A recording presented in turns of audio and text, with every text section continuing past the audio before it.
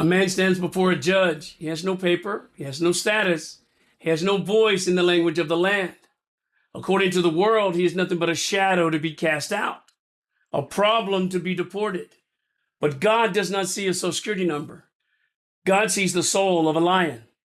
In 1917, Marcelino Serna was a man hiding in the dirt of Colorado, picking sugar beets just to survive.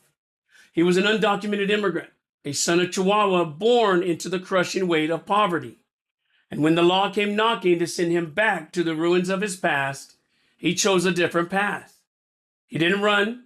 He didn't hide. He stepped into the light of the recruitment office and traded his safety for a uniform. He volunteered for a war that was not his, for a country that barely tolerated his presence. Think of the gift of piety, that deep supernatural loyalty.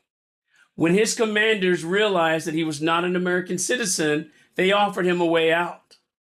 Serna looked at his brothers in arms and refused to leave the front lines. He chose the mud, he chose the blood, he chose the cross. During the Meuse-Argonne offensive, the earth itself seemed to scream. Serna's unit was pinned down by a German machine gun nest. 12 American souls were slaughtered in seconds. While others sought cover, Serna sought the spirit of fortitude.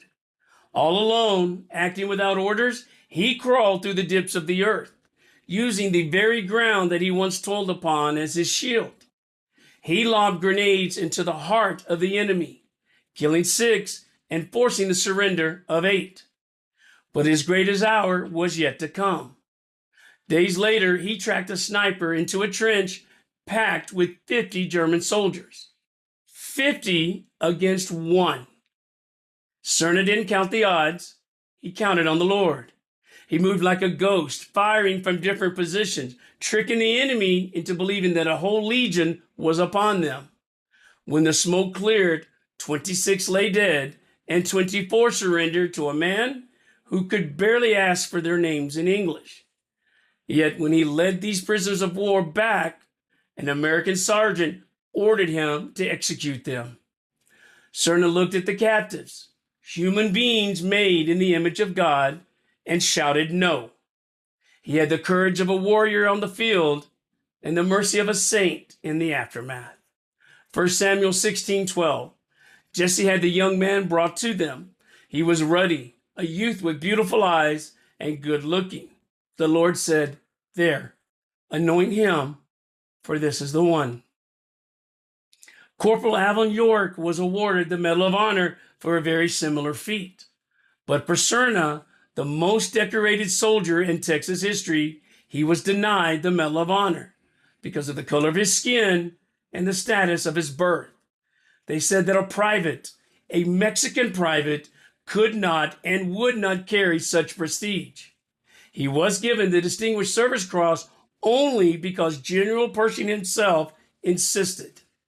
Marcelino Serna died in 1992, a humble plumber who had lived 95 years of quiet dignity. To this day, the halls of power have refused him the Medal of Honor.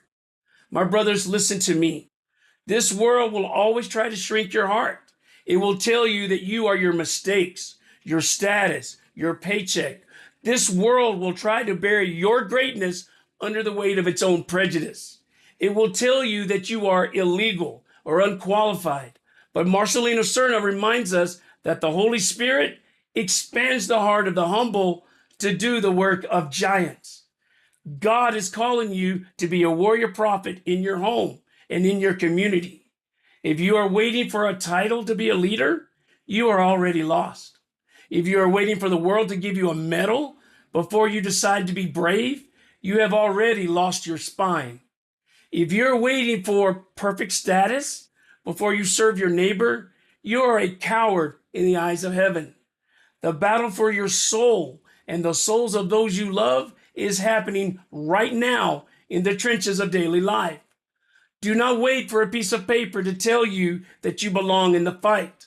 Step into the light, pick up your rosary, and be the weapon of mercy God created you to be.